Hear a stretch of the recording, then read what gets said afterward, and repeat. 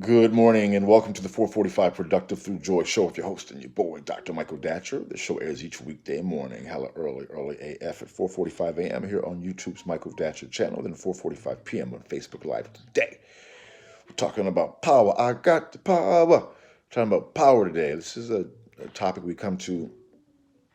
try to come back to again and again from different angles because power is super important. You want to get it, you want to use it efficaciously. You want to use it in a way that can serve your community and your folks you love, your spheres of influence, as we like to say. So thanks for joining us. You can go to productivethroughjoy.com, see about us. We speak to groups, schools, and organizations about being productive through joy. We have a series of really powerful workshops, webinars, and presentations, other offerings as well. You can go to the website, see what we do, as we do, how we do, when we do it. Thanks for joining us here, guys. You can.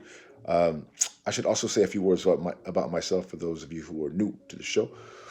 This is your host and your boy, Dr. Michael Datcher. I'm the author of the New York Times bestseller Raising Fences. I'm the author of the acclaimed historical novel Americus. I'm the author of the Pulitzer Prize nominated animating Black and Brown Liberation Theory of American Literatures. I'm the board president of a great nonprofit here in Los Angeles called The World Stage in LA's Crenshaw District.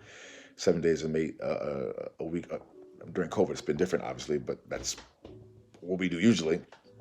7 days a week of extraordinary programming, jazz education, arts education, all kind of interesting programs. You can just go to that website, theworldstage.org, and see what we do.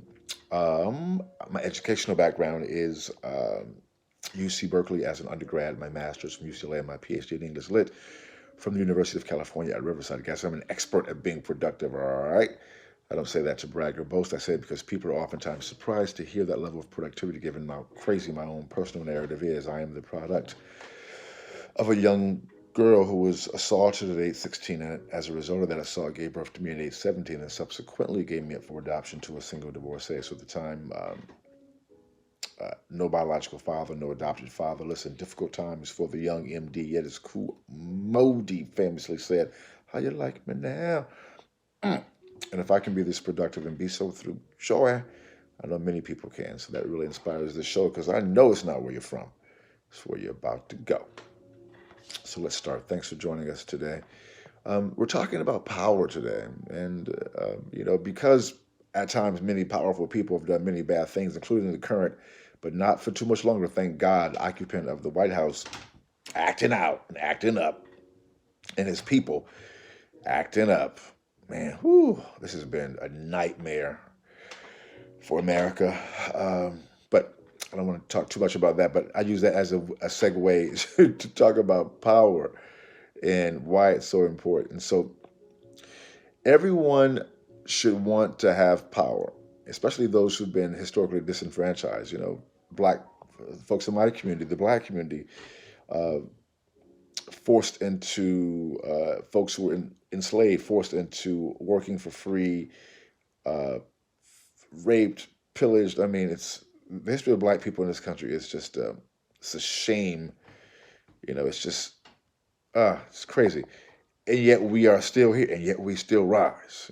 Although the Lakers lost last night, which is to the Warriors.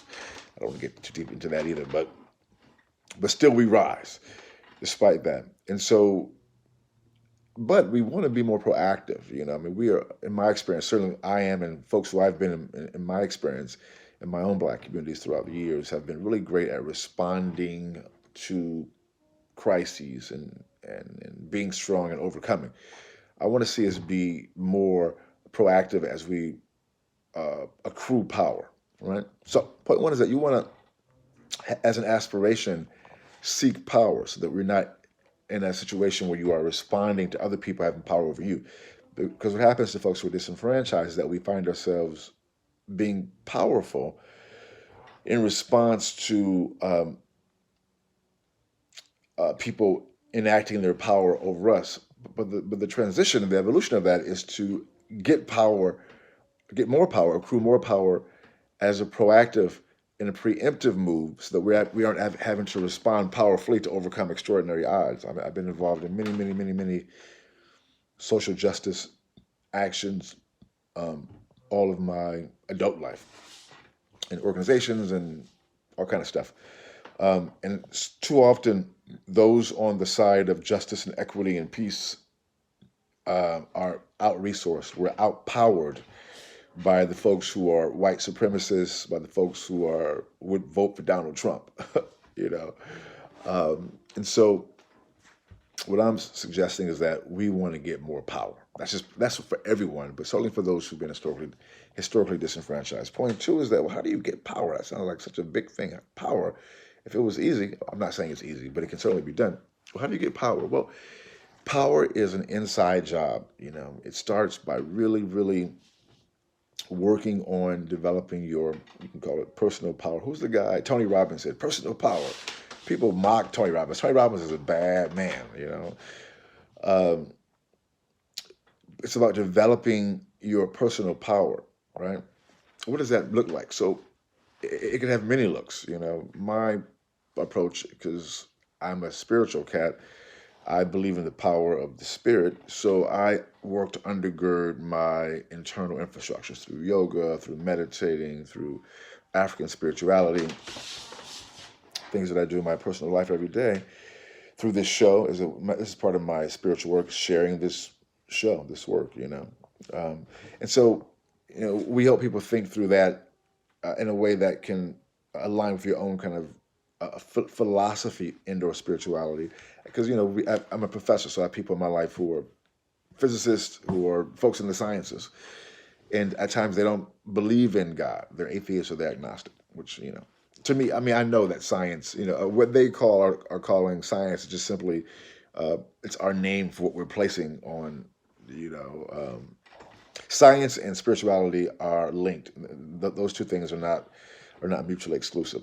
Now, the propaganda, the mythologizing, the lying on Jesus part, that's those two of the far right. That's people who are against science, which is craziness. Which is like being against science is like saying I'm against God.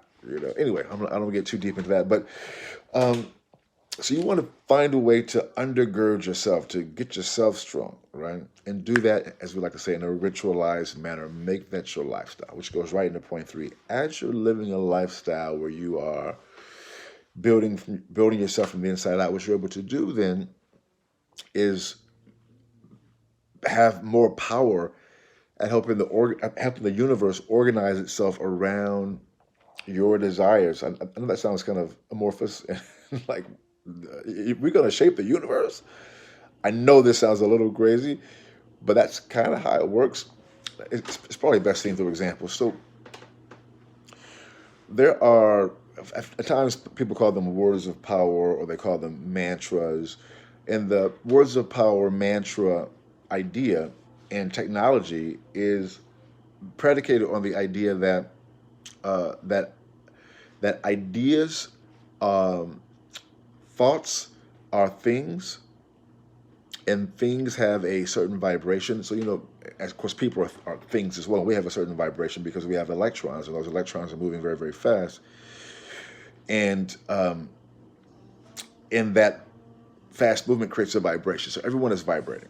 So you've been around people who when you around them, you feel a little weird or you feel happy because their vibration is such that it makes you feel a certain way. Or like music, certain types of music has a certain type of vibration which makes you feel a certain way. All right. In a similar way, through words of power, through chanting, and that certain type of technology, literally, in believing in it and having belief and visualizing it, there's various parts to my practice, but many of these practices can work for you as well. It's way more than just what I'm doing, that's for sure. But those practices can literally help to shape the universe, to help manifest the things that you like to have in your life. I do really a good job of describing that because there's not much time, but it's real. I'll leave it at that. Thanks for being here. Boom goes the dynamite. Um, we love and respect you here. We'll see you this afternoon at 4:45 p.m. Until then, let's talk about it and be about it. Deuces.